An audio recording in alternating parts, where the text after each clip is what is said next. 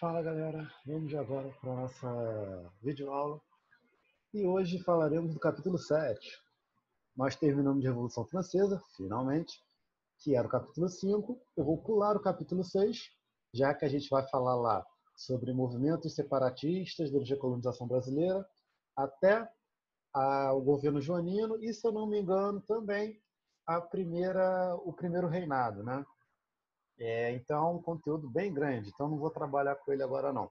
Vamos fazer o capítulo 7, que é mais rapidinho, e já linka, já direciona para o capítulo 8, que é a continuação dele, tá? Que vai falar sobre a expansão americana. Então, no capítulo 7, Independência dos Estados Unidos. Duas questões, duas informações primordiais para a gente. Primeiro, vai ser o primeiro grande movimento inspirado pelos ideais liberais do Iluminismo, marcado em 1776 com a Declaração de Independência. Ou seja, a independência americana ela ocorre antes da Revolução Francesa e, por isso, ela é o primeiro grande movimento mundial que está baseado no iluminismo, ou seja, que está contra o antigo regime, que defende ideais de liberdade, de igualdade entre os seres humanos, tá? Entre os homens. Tá bom?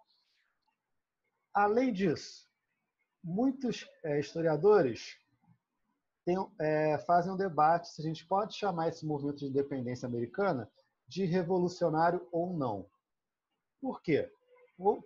Para a galera que diz que não é uma revolução, por que ela diz isso? Porque a elite colonial que dominava as 13 colônias antes da independência é a mesma elite que continua dominando após a independência. Então, eram grandes proprietários de terra, homens brancos, donos de escravos. Tá? Ou até mesmo grandes industriais que estavam começando a crescer e vão crescer mais durante a expansão americana. Mas, desde o início, grandes proprietários de terra. E, por isso, a independência não teria alterado as relações sociais, as relações de poder dentro do território, e seria um fator decisivo para a gente não chamar a independência americana de revolucionária. Para a galera que defende o termo revolução, o que eles interpretam? Que mesmo que não tivesse ocorrido a, a transformação imediata da sociedade, das relações de poder, a independência ela permitiu que essa mudança ocorresse no século seguinte. E quais exemplos essa interpretação nos dá? A abolição da escravidão ocorre no século seguinte, 1865, durante a Guerra Civil. Fora que a independência americana ela tem algumas características especiais. Por exemplo, ela, por ser a primeira que defende ideais do iluminismo, ela defende a igualdade entre todos os homens. Então, acabam-se com os privilégios do antigo regime. Nasce um governo republicano, um governo que não é monarquia. Então, é mais uma diferença do antigo regime, mais uma característica que rompe com o pensamento da Idade Moderna, com o antigo regime. E ela defende a propriedade privada, defende valores burgueses, da mesma maneira que a Revolução Francesa defendeu, tá bom? E uma característica bem peculiar está dentro da Constituição Americana, de 1787, que está aqui embaixo. 89, eu não lembro agora. Acho que ela começa a ser construída em 87 e termina em 89, eu não lembro agora. Que é uma das primeiras constituições ocidentais que não trazem o nome de Deus na sua composição. E isso é um aspecto até revolucionário, já que é muito controverso para a época você ter um conjunto de leis que não aborda Deus. Então, há essa separação entre Estado e religião já na sua Constituição. Deus ele só aparece na data, que seria Anno Domini, que é ano do Senhor, e a data lá de assinatura da Constituição. Então, isso é bem interessante. Em todo caso, a gente não vai considerar a independência dos Estados Unidos como um movimento revolucionário, já que essa corrente historiográfica essa leitura da história americana, ela é muito mais fraca hoje em dia. Então vamos com o que a galera defende mais. Não seremos controversos, tá? Mas podemos debater se vocês quiserem, sem problema nenhum. Agora, sobre a independência americana. Sobre os antecedentes, o que aconteceu antes do processo de independência? A gente já falou disso tudo. Tivemos o Pacto Colonial das 13 colônias com a metrópole inglesa, né? Colônias do Norte, colônias do Centro, colônias do Sul, que já falamos. Quem não lembra, vai na última videoaula, porque essa matéria vai fazer muita referência a isso. Temos, em 1620, a viagem do navio Mayflower com os primeiros colonos americanos, que eram os puritanos que fugiram da Inglaterra por causa das perseguições religiosas que estavam rolando na época das revoluções inglesas, da dinastia Stuart, do parlamento, aquela história toda.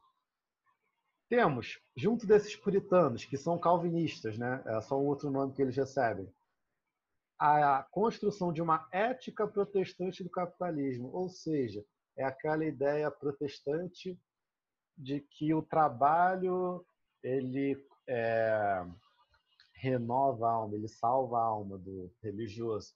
Então, desde o início da colonização tem essa relação de trabalho, crescimento, desenvolvimento econômico, religiosidade e tudo mais. Então, é a religião puritana se fazendo muito presente aí, essa ética protestante muito presente. Temos as revoluções inglesas que desestabilizaram a Inglaterra por um momento, mas que depois, com a Revolução Gloriosa, a Inglaterra volta a ficar estável. Temos também a Revolução Industrial Inglesa, que vai levar a Inglaterra a buscar um novo mercado consumidor. No caso das colônias, ela não está buscando, e sim ela está aumentando a pressão que ela já possuía. Lembra do desinteresse inicial da Inglaterra? Agora, com a Inglaterra estável, não há mais esse desinteresse. Então, ela vai aumentar a exploração nas suas colônias. Temos também a Guerra dos Sete Anos, que vamos falar agora. Guerra dos Sete Anos foi um conflito entre 1756 e 1773 entre a França e a Inglaterra, que estava relacionada à rivalidade econômica e colonial que essas duas nações tinham durante séculos e séculos e séculos. E tirando a parte da colônia, ela já ainda tem essa rivalidade hoje em dia. Tá? Mas no final desse conflito, a Inglaterra venceu. Como que esse conflito se desenrolou? Ele aconteceu no continente europeu, se eu não me engano, umas colônias africanas também, não lembro agora, mas também vai se desenrolar no continente americano, na América do Norte, em que colonos franceses e ingleses vão entrar em conflito junto com os metropolitanos. No caso da Inglaterra, os colonos americanos vão apoiar a Inglaterra, já que é só metrópole. Né? E até mesmo indígenas nativos da América do Norte vão apoiar a Inglaterra. Um grupo apoia a França, porque está lá mais para o Canadá, que era a colônia francesa, mas o grupo que está no território das 13 colônias vai apoiar os ingleses. Tá? Alguns grupos, é claro. Por que isso é importante? Primeiro, esse apoio dos colonos americanos à metrópole inglesa faz eles sentirem um sentimento de pertencimento à metrópole. Faz com que eles desenvolvam um patriotismo de defender a terra que eles administram, que eles estão lá, vivendo. Fora que, além dessa construção de um patriotismo que vai levar ao desejo de uma nação americana, mais para frente, na independência, essa Guerra dos Sete Anos é a primeira guerra grande que esses colonos vão ter e que eles vão aprender como se faz guerra. Então, essa Guerra dos Sete Anos leva à experiência bélica dos colonos. Eles vão aprender como guerrear. Isso vai ser fundamental na Guerra de Independência. Além disso, com o fim dessa guerra, duas coisas vão acontecer. Primeiro, em 1773, o rei inglês Jorge III, a monarquia já era uma monarquia parlamentarista, mas o rei ele poderia ainda criar algumas coisas, só que o parlamento decide no final. Aquele rei ele vai conceder direito de posse de terras conquistadas da França para tribos que auxiliaram os ingleses durante a Guerra dos Sete Anos. Então, grupos nativos que ajudaram a Inglaterra vão ser recompensados. São territórios que hoje em dia fazem parte dos Estados Unidos, se eu não me engano, como a Louisiana. Tu vê que até pelo nome Louisiana, Nova Orleans e tudo mais, são nomes franceses, né? De herança francesa. Então seriam esses territórios aí que foram concedidos. Isso vai ser bom para os índios, mas vai ser extremamente negativo para os colonos americanos, que vão se sentir traídos. Porque eles já ajudaram os ingleses, mas não receberam novas terras, enquanto que os nativos receberam. Além disso, essa guerra vai abalar e modificar as relações entre a metrópole inglesa e as 13 colônias. Por quê? Vamos lá.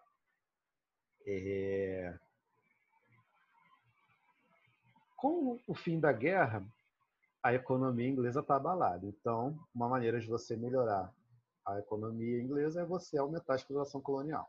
Então, a Inglaterra ela começa a criar novas leis de exploração contra a colônia, as 13 colônias, né? E essas leis estão aqui, ó. Temos a lei do melaço e a lei do açúcar, que basicamente vai enfraquecer o comércio triangular, já que o comércio de açúcar só pode ser realizado entre as 13 colônias e a Inglaterra. Então, a Inglaterra tirando essa autonomia, tirando essa vista grossa que ela dava para o comércio triangular até então. Os colonos ficaram insatisfeitos com isso. Além disso, a Inglaterra vai criar uma lei chamada Lei do Selo. E essa lei vai dizer que todo documento oficial colonial terá que carregar o selo da monarquia inglesa. O que é isso? É tipo um brasão oficial que eles carimbam em cada documento oficial. E isso tem um preço. Essas leis elas já acabam sendo revogadas depois de um certo tempo por causa da resistência dos colonos. Mas a cada lei revogada, uma nova é criada pela metrópole inglesa. Então essa insatisfação permanece durante um bom tempo. Mas, voltando rapidinho. Com o fim da Guerra dos 7 Anos, temos o quadro geral para as causas da independência. Falamos do iluminismo, falamos do sentimento sobre o desenvolvimento do sentimento patriota, falamos sobre a experiência bélica dos colonos na guerra. Vamos falar agora sobre a opressão colonial inglesa na economia, com as leis. E algo que está sempre presente também é a falta de participação política dos colonos nas decisões da metrópole. Os colonos guerrearam ao lado da metrópole, eles estavam entendendo que eles estavam em pé de igualdade. Só que essa igualdade não se manifestava, não se refletia quanto às decisões políticas. Era sempre de cima para baixo. A metrópole manda, os colonos têm que obedecer. Então eles exigiam participação política. E a gente vai falar disso de novo já já. Agora, voltando na opressão colonial inglesa, com as leis, a opressão econômica. Em 73, vai ser criada a Lei do Chá, em que os colonos terão que obrigatoriamente comprar chá da Inglaterra para consumir e tudo mais. Os colonos vão reagir com um evento chamado Festa do Chá de Boston. Basicamente, os colonos vão se fantasiar de índios e quando os navios ingleses chegarem com chá, eles, fantasiados, vão derrubar o chá no mar. Vão pilhar o navio e jogar a mercadoria no mar e vão boicotar o chá inglês, vão criar várias declarações, vão protestar e tudo mais. Eles se fantasiam de índio, eu não sei porquê. Talvez para que os ingleses não pensassem que fossem os próprios colonos fazendo isso. Né? E como uma reação ao ato de proclamação também, que foi esse direito de posse de terras aos índios. Né? Em todo caso, os colonos vão reagir com essa festa do chá de Boston. A metrópole inglesa, como ela vai reagir? Ela vai criar as leis intoleráveis, que serão um conjunto de leis no ano seguinte que vão aumentar a exploração ainda mais contra a economia da colônia. Tá bom? Com as leis intoleráveis, os colonos vão se organizar para pensar em saídas possíveis. As 13 colônias vão se organizar. Primeiro, no primeiro Congresso Continental da Filadélfia, em 1774, logo após a publicação das leis intoleráveis. Né? Agora, nesse Congresso da Filadélfia, teremos 12 das 13 colônias, uma colônia não vai participar, eu não lembro agora o motivo. E nesse congresso, essas colônias vão defender o boicote dos produtos ingleses. Vão defender o fim da opressão com as altas taxas e vão exigir que colonos sejam representados no parlamento inglês, ou seja, eles vão querer participação política. Mas, detalhe, esse congresso não tem ideal separatista, ou seja, eles não querem separar da Inglaterra, eles não querem romper a relação metrópole-colônia, eles só querem melhorar essa relação. A Inglaterra reage com o aumento da repressão e não obedece nenhuma das reivindicações. Logo, 2 anos depois, vai ser feito o segundo Congresso Continental da Filadélfia. E nesse congresso, eles vão proclamar a independência com a declaração no dia 4 de julho. Tá? Daquele ano. Eles decidem romper relações com a metrópole e, a partir daquele ano, a partir daquela data, para as 13 colônias, elas estão independentes. Tá? Logo, elas declaram a independência, mas a Inglaterra não concorda, não aceita. Então, inicia-se uma guerra de independência que vai durar mais ou menos uma década aí, entre ingleses e americanos. E nessa guerra de independência, teremos a liderança de George Washington, comandando as tropas, e Benjamin Franklin conseguindo apoio internacional, que são 2 dos pais fundadores dos Estados Unidos, daquelas pessoas que declararam a independência, fizeram parte da guerra e tudo mais. Thomas Jefferson seria outro que publicou a declaração, construiu a declaração e tudo mais. Agora, no lado dessa guerra, teremos os rebeldes americanos com apoio da Espanha e com apoio da França. A França, porque era inimigo mortal da Inglaterra. E a Espanha, porque a Espanha estava insatisfeita desde muito tempo, quando ela passou a perder poder, a perder domínio, quando rolou lá atrás a derrota da invencível armada espanhola para os navios ingleses e a Inglaterra se estabelecer como maior potência marítima. Então, isso está remoendo a Espanha desde então, entre outros fatores, como o Império Colonial Espanhol está começando, está bem no começo de não mais ser tão lucrativo assim, ainda é bastante lucrativo, mas está começando a perder espaço, e a Inglaterra está crescendo muito por causa da sua Revolução Industrial. Então, teremos desse lado contra os ingleses do outro. No final das contas, os rebeldes conseguem ganhar. E a Inglaterra reconhece o processo de independência. E a independência americana vai influenciar novos processos de independência ao redor do mundo, inclusive a Revolução Francesa. Então a França vai sofrer um pouco com esse processo que ela acabou de apoiar. Quando as coisas estiverem normalizadas, a França, inclusive, ela já fez isso para vocês. Ela vai dar um presente para os americanos, que vai ser a Estátua da Liberdade, construída pelo mesmo criador da Torre Eiffel. Foi construída, se eu não me engano, antes até. Ela é construída na França, desmontada e levada até os Estados Unidos, onde é reconstruída lá, como presente para o processo de independência.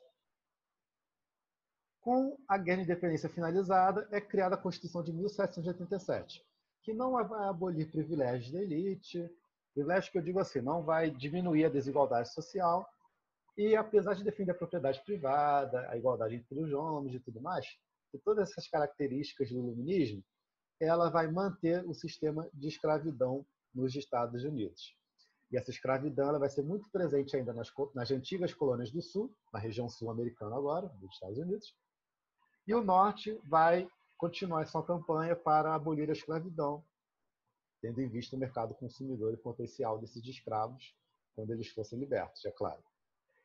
E no século seguinte, no governo do Abraham Lincoln, teremos uma nova guerra entre os Estados americanos, dentro do processo de expansão dos Estados Unidos. Isso a gente vai falar no próximo capítulo, tá bom? E ficamos por aqui. Podem já fazer o exercício do capítulo 7, porque na semana que vem eu já vou corrigir todos eles, tá? Vamos acelerar um pouquinho, para a gente não ficar muito atrasado. O resumo ele está assim, mas eu já imagino fazer um resumo de uma outra maneira mais simples, mais resumida, para as próximas aulas, tá bom? Ficamos por aqui, continuamos na aula que vem, e semana que vem vamos continuar com o capítulo 3, naquela revisão nossa no Zoom, tá? Já pode ir fazendo lá, tá bom? Vamos por aqui, galera, é isso. Tchau, tchau.